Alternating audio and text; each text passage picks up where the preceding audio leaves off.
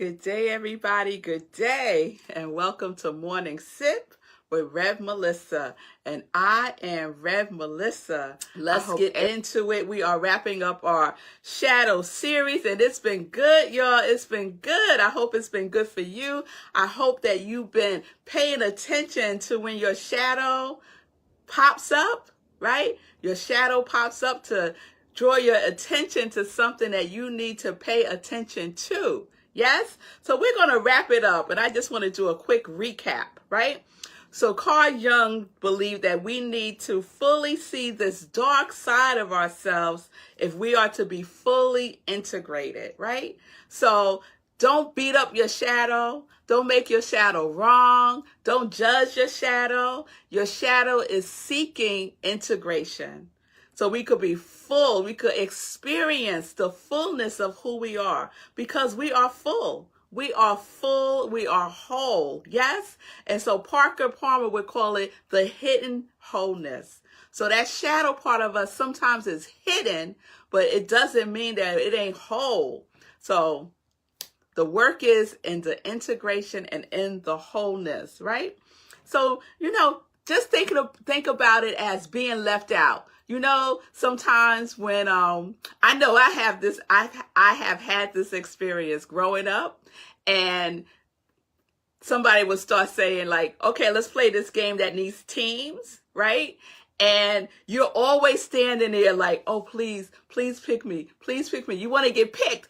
And please don't let me get picked last. Oh my God, that was the worst thing, to get picked last, to be the only one standing there and then feeling like you just getting picked because, they got to pick you now because you're the last one, right? Remember that feeling?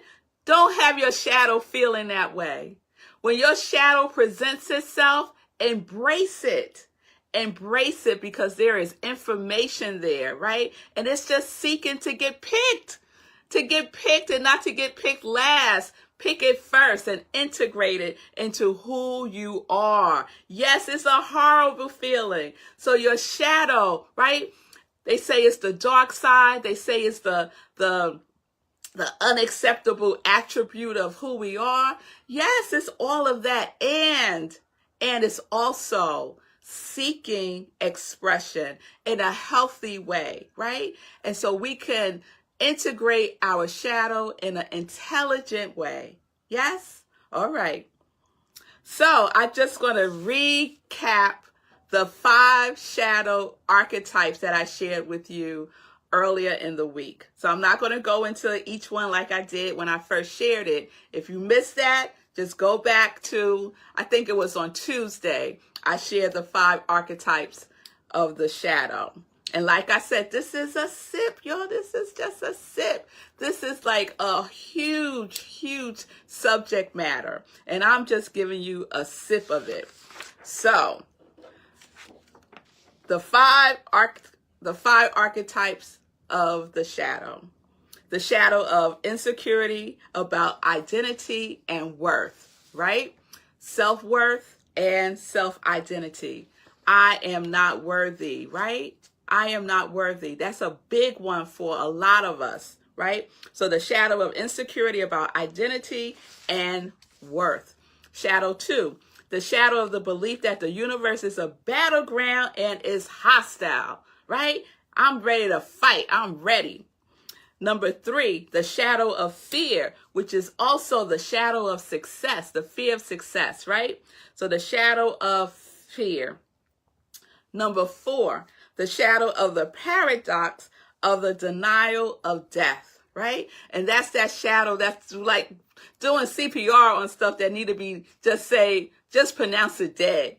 What time of death? What is the time of death? That is the shadow of the paradox of the denial of death. You try to resuscitate stuff that is already gone.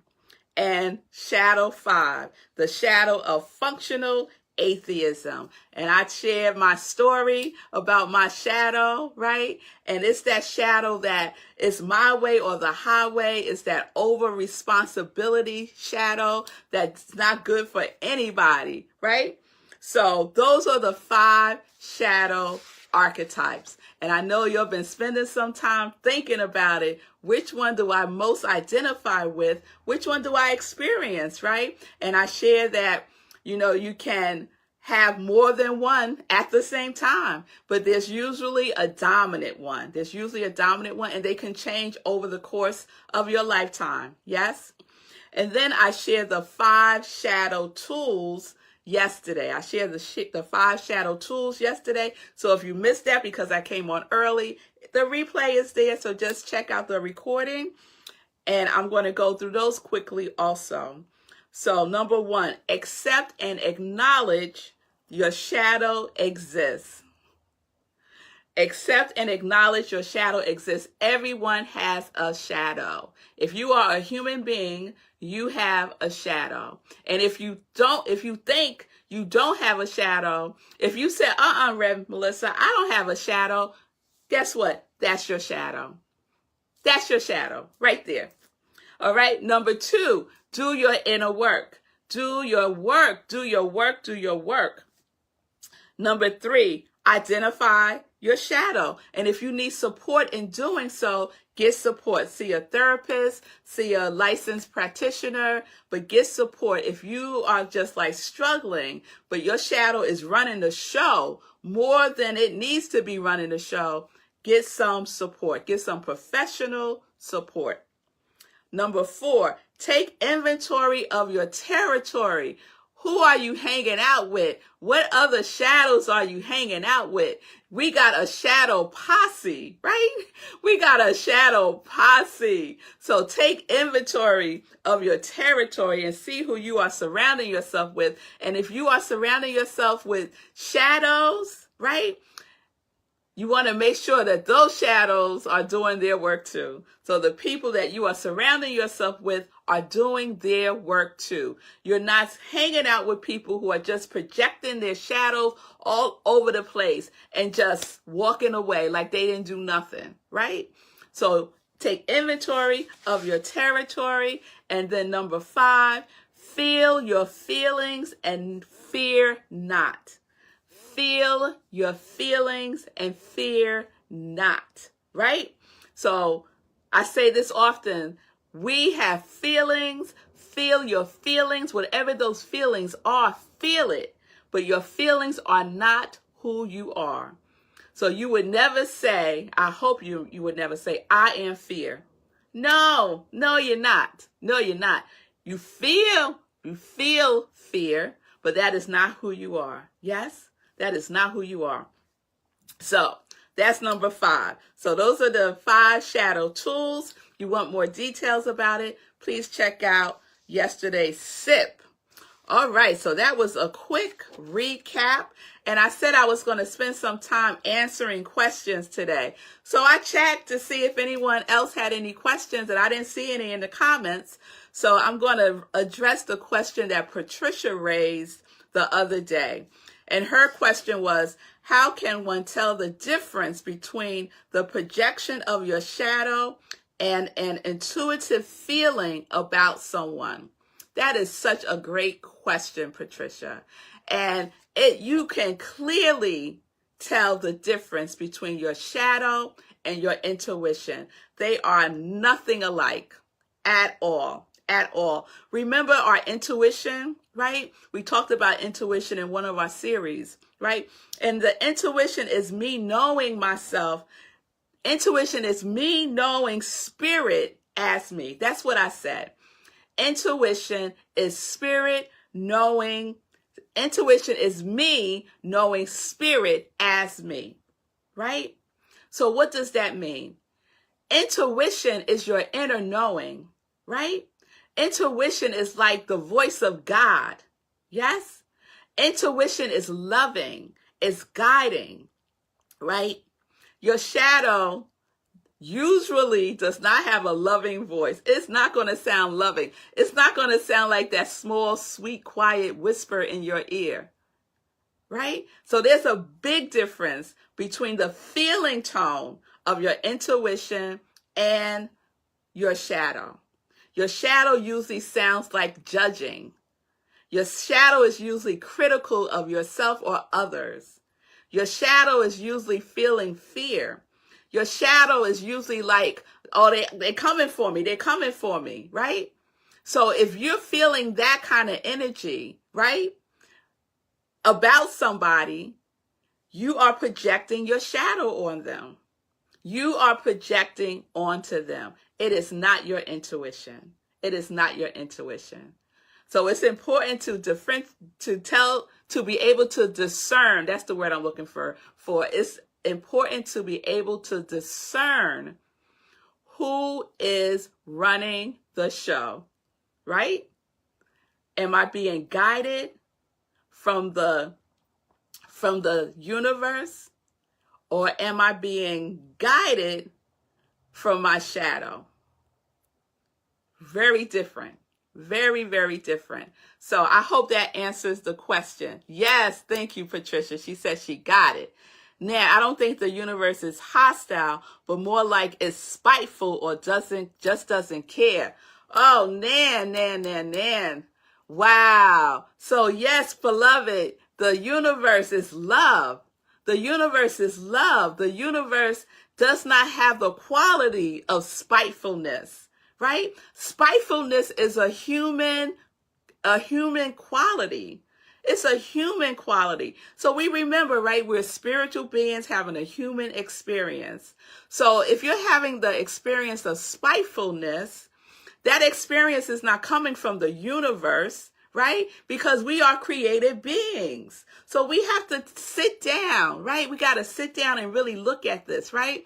What am I thinking? What are my patterns of thinking? Is my pattern of thinking that the universe is spiteful? Is my pattern of thinking that things are always happening to me, right? So we need to look at that. What is our level of consciousness that we are projecting? Because we are projecting something, right? And we could project love, right? We could project love just as we project our shadow, right? We could project love. So we want to look at that, right? A lot of times when we are in our shadow, we are in the victim consciousness stage. We are in the victim consciousness stage. We feel like things are happening to us. Things are always happening to me. Nothing ever works out for me. You know, we're in that conversation, right? And so the invitation, right, is to take that inner journey within and see what that is about. Because there is a core belief there that is running in the subconscious mind. Yes? That we need to raise up and put into the light, take it out of the dark and put it into the light so that we can see with clear eyes. Yes? The universe is not spiteful. The universe is love. God is love. Source is love. Light is love. You are love. We are love. And we got some stuff we got to work on. And we have some stuff we have to work on. So let's shift that belief, that very limiting belief. Because if we have a belief running that the universe is spiteful, we are living in limitation. And not much can come through. Not the energy of spitefulness is dense. It's very dense. Hold on.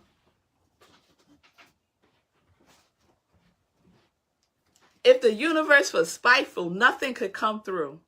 Nothing could come through. We probably wouldn't even be here because it would be too dense.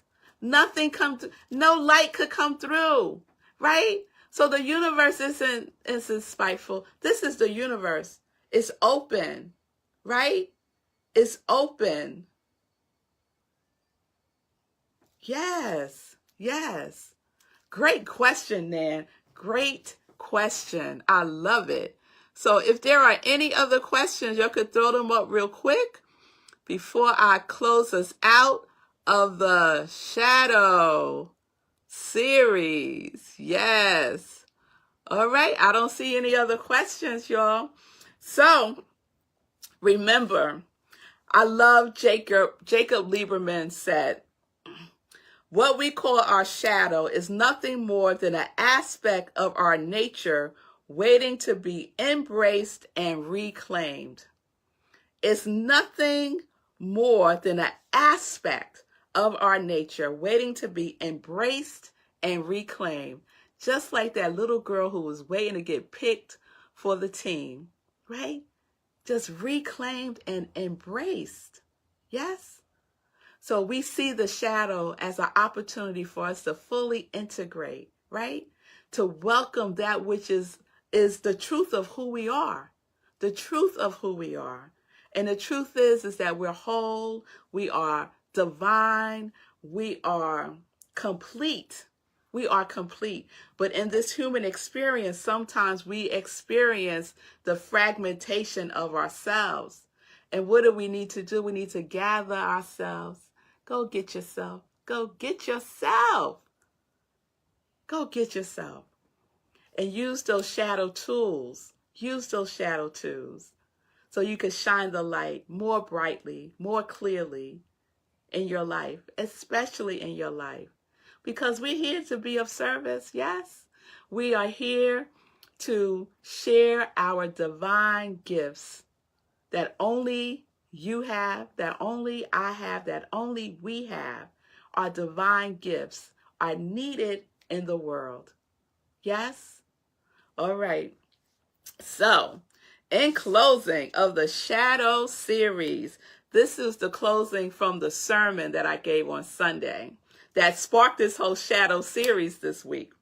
And I said, unless we do our conscious work, the shadow is almost always projecting. It is neatly laid on someone or something else, so we do not have to take responsibility for it. We are each responsible for owning our shadow. Owning one's own shadow is to reach a holy place, an inner center, not attainable in any other way. And that last sentence is from the book that I have shared, Owning Your Own Shadow by Robert A. Johnson. So we have to do our work. Do our work, be kind and gentle with yourself and with the aspects of yourself that are seeking integration. All right? All right, y'all. So just to recap some resources, this book is wonderful, Owning Your Own Shadow by Robert A. Johnson. Let Your Life Speak by Parker Palmer, one of my favorite books. Let Your Life Speak by Parker Palmer. And any Carl Jung book, any of his books, just get anyone and you will get more information about shadow. All right, because this was a sip. All right, y'all. So that wraps up our shadow series. I hope it was good for you, because y'all know it was good for me. Yes. You know, let me tell y'all what's going to happen. If it hasn't happened already, you are going to be so aware of your shadow. Oh my goodness. Because this whole week, I've been so aware of mine. I have been so aware of mine. I said, I see you. Okay, come on now. Let me go sit you down and have a conversation. So we can integrate. So we could be about that joy life. Yes? So you all, peace and blessings, peace and justice. We are living life in joy, connected to our yes.